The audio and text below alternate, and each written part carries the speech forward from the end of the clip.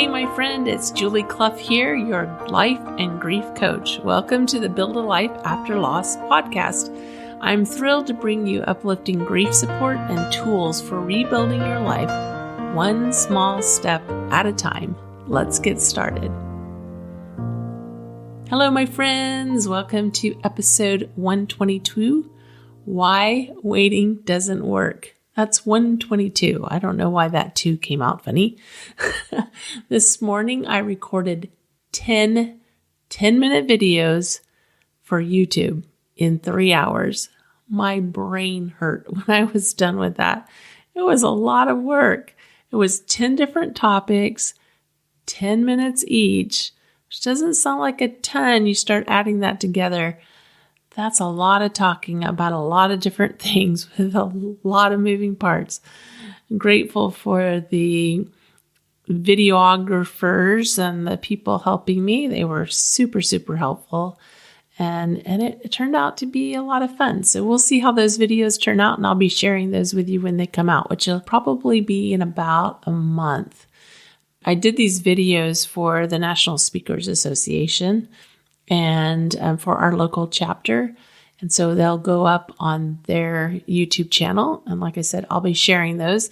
So be sure and join me at Facebook at Build a Life After Loss or Instagram at Build a Life After Loss, and you'll see those videos when they come out. Let's talk about why waiting doesn't work. I'm specifically talking about grief work. And why, even though we're told that time heals wounds, why that doesn't work. Because it's not just time that helps you to navigate grief. It takes effort too. And most people won't tell you that. Most people will tell you to wait it out. You'll feel better soon enough. Or they might even tell you that you can't get over it, that you'll have to live with pain forever. And who wants to live in pain the rest of their life? I sure didn't, and I refused to take that as an answer. That was not a solution that I was willing to go with. I wanted answers, and you probably do too, and that's probably why you're here. And I'm glad you're here because I'm not going to sugarcoat it and tell you to wait around for things to get better. Sure, time helps, and it's part of the solution, but it's not all. You can definitely help your grief. I read something about pain loosening and how there's nothing we can do. We just have to wait. This will happen on its own, and there's nothing you can do to make this happen. This is not true. There's definitely some truth there. We don't fully know the timing of our own healing, but it's also dangerous to believe there's nothing we can do about it. I'm going to share more about that in this episode. One of the reasons it's dangerous is recently I read the book Chris Beat Cancer. He also talked about this idea of cancer patients believing they needed to be fully dependent on doctors and that they don't have any power to aid in their own healing. He suggested that there are things that can be done to support our body in healing. It's dangerous when we give our power away, whether we're dealing with a disease and we're giving all of our power to the doctor and we're not using our own ability to make choices to get involved in our own healing, either through working with our doctors, finding things that work for us physically, things that we can do on our own, researching and finding the best treatments that work for us. You are your own person. You get to decide. It's the same idea. Well, and just let me back up for a second. I don't have cancer. I just am super interested in health and healing. And I've read all the books, not all the books, but I've read about healing cancer. I've read about heart disease. I've read about healing diabetes. I've read all of these different things about healing the body. It's all very related. Our mind and our body and our spirit, it's all related. But it's the same idea, physical and emotional. We don't know exactly what our healing will look like when we face physical challenge or when we face emotional challenge. But there are definite ways to aid in your own recovery. I'm surprised at how seldom I hear about the effort that's associated with grief healing. Maybe we've become too accustomed to believing that grief will go away on its own. And sometimes that's what it feels like. Sometimes it feels like, depending on the loss, depending on our experience, sometimes it feels like it just goes away on its own. I don't know that it ever truly goes away on its own. I know after my brother died, after I went through divorce, that I did a lot of work in re-engaging and doing things to help myself through that process, but I didn't fully understand emotional healing during that time. So it took me some time to really discover what emotional healing is all about and how that works. And it really wasn't until after the accident, and in fact, many years after the accident, when I really, really started to put all the pieces together and get the training that I have now. So I really understand this healing process at a level that I never understood before. There's so many things we need to learn and ways we need to grow in order to navigate the territory of grief. One article that I read from psychologists at Stanford University outlined the need for effort. They outlined it well. I was excited to find this. It speaks directly to the idea that if we just sit around and wait for healing, we may run into trouble. In this article, they talked about the likelihood of ending up with long-term depression based on the way we approach grief. According to their studies, psychologist Susan Nolan Hoeksema said people who were prone to focusing on themselves, worrying about their feelings, and not doing things specifically to lift their moods, such as talking with other people or engaging in activities they enjoy, were more prone to still be depressed 6 months later. In other words, those who ruminated about their feelings and isolated themselves were the most at risk to suffer from grief-related depression longer. She went on to say, "We found that those who were initially depressed but who recovered within 6 months tended to have fewer additional stresses and more adaptive coping strategies." Adaptive coping, she said, involves doing things, operative words, doing things that renew your sense of control and take your mind away from your worries for a short time.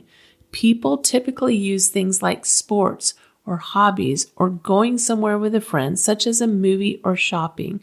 A little bit of distraction leads to more motivation to do more pleasant activities. You can start small and build. I love what she shared here. There's some good strategies in what she said. Doing things that renew your sense of control and take your mind away from your troubles for a time. Super important. She even suggested some specifics like sports and hobbies and going out with friends to the movies or shopping. I found these things helpful as well. The more I engaged with life, the more I wanted to engage in life.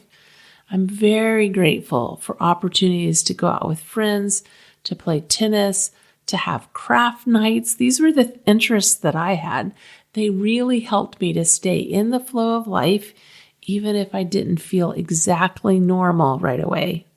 It took a long time. Starting small is so important, just like this doctor suggested. As mentioned before, those who spend a lot of time worried about their feelings and isolating themselves from people and activities are at greater risk. So it's important for you to ask yourself, what activities can I engage in this week that will help to take my mind off my problems? What can I say yes to that will allow me to re-engage in small ways? Dr. Nolan Hoeksema warned that ineffective strategies for coping include distracting behavior that is reckless, such as drinking alcohol and speeding down a highway, as well as sitting home and thinking, I just don't feel like doing anything, worrying about your feelings, or repeatedly talking about how unmotivated, sad, or lethargic you feel without doing anything to relieve the symptoms. Again, she's emphasizing the need for effort. Grief is like being thrown into the middle of that deep lake and you've never learned how to swim. I can't think of anything as unexpected and as hard and that we are so unprepared for than grief. And the information out there on grief is dismal. I'm shocked at how few really good resources there are for grievers.